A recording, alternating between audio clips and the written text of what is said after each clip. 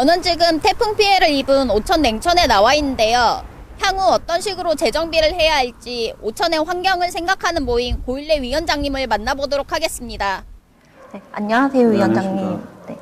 태풍 흰남노로 피해가 발생한 냉천의 재정비가 필요한데요. 향후 어떤 식으로 재정비를 해야 할까요?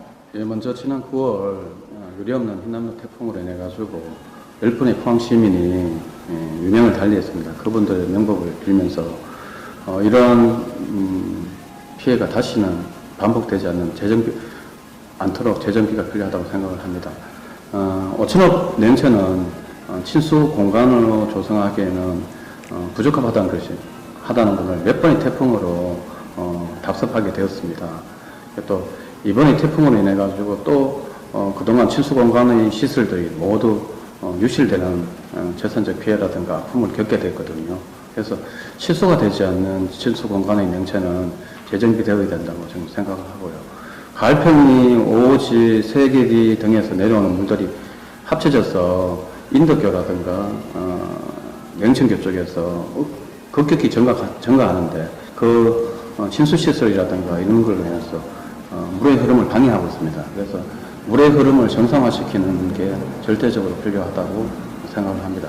그리고 또 이 모든 것은 포항시가 오천 어민들과 충분하게 의논하고 또 공청회를 한다면 공청회도 하고 해서 냉천의 재정비를 해야 된다고 꼭 필요하다고 생각을 합니다.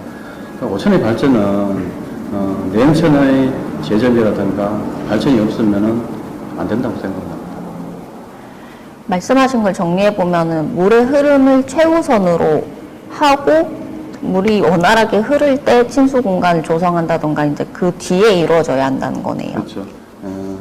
치수가 되지 않는 치수 공간의 한계점을 냉천의 한계점을 분명히 경험을 했거든요. 그래서 치수가 먼저 이루어지고 치수 공간은 최소화시키는 게 지금은 답이라고 생각을 합니다. 유례없는 태풍 피해, 특히 차량 피해가 상담함에도 보상은 터무니없이 부족하다고 하는데 차량까지 포함한 적절한 피해 보상이 이루어질 수 있을까요? 예, 이번 역대급 태풍으로 개인 소상공인, 기업들 이렇게 큰 피해를 정신적이라든가 재산적으로 큰 피해를 봤습니다. 차량 피해만 8,000대가 넘는 것으로 저는 알고 있거든요. 국가재난법에 차량에 대한 피해에 대한 보상은 없다 보니까 현실적으로 차량에 대한 보상이 이루어지지 않고 있는 것은 사실입니다. 그런데 자차를 들지 않은 생계형 차량, 이게 뭐 화물차라든가 승합차라든가 택시 같은 경우는 생계형에 관련되어 있기 때문에 이런 부분은 조금 보상이 이루어져야 되지 않는가, 그런 법의 정비도 필요하다고 생각하고요. 저는 이번 냉천 험난 원인을 자연재해보다는 인재적으로 크게 생각하고 있습니다. 차량 침수가 한 8,000여 대 된 걸로 알고 있는데 자차 안 들어서 고스란히 피해를 보는 것은 너무 억울하다고 생각합니다. 왜냐하면 내가 사고를 낸 것도 아닌데 집에 가만히 있다가 이렇게 차가 파손되니까 고통도 심하고 너무 억울해서 못 견디겠기에 변호사님께 의뢰해서 민사소송을 준비 중이고 지금 많은 사람이 참여가 있고 앞으로 더 참여시켜서 꼭 이 소송을 이기도록 제가 최선을 다해서 노력하겠습니다. 재난재해라는 게 국가도 책임이 있지만 개인도 지금 이번 기회를 통해서 철저하게 준비를 해야 된다고 생각을 합니다. 이게 만일 개인적으로 피해가 부당하다 소송을 제기하신 분들도 계신데 저는 그분의 마음도 헤아려야 된다고 생각을 합니다. 법에는 없어도 융통성을 발휘해서 이제 먹고 사는 문제가 달리 생계형 차량에 대해서는 그렇게 피해 보상도 한번 이루어져야겠네요. 그러니까 그 생계형 차량을 운영하시면서 자차 보험을 못 넣을 정도로 어려우신 분들도 계시거든요. 그래서 그런 분들이 지금 피해를 당해서 당장 생계와 관련이 있다 그러면 그런 부분도 조금 어느 정도 융통성 있게 지원해야 되는 부분이 필요하다고 생각합니다. 이번 흰남노 태풍에 많은 오천읍 주민들이 큰 피해를 본 만큼 항사댐 건설의 중요성이 더욱 대두되고 있다고 들었는데요. 네, 뭐 오롯이 오천 주민이라고 생각한다면, 오천 주민이라면은 항사댐에 대한 필요성에 대해서 공감을 하고요. 또 흰남노 태풍으로 인해서 여론도 많이 조성이 됐다고 생각을 합니다.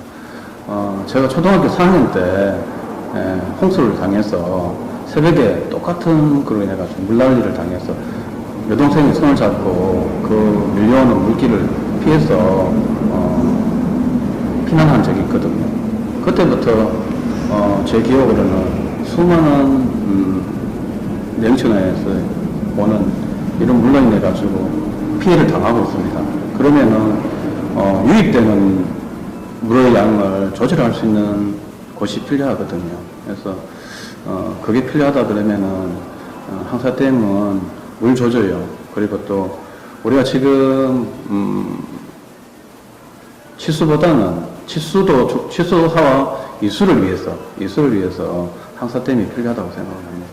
그리고 또 우리가 태풍이 북상하기 전에 우리가 오지 같은 경우는 그 한국농어촌공사가 이 물관리 시스템을 가지고 있거든요.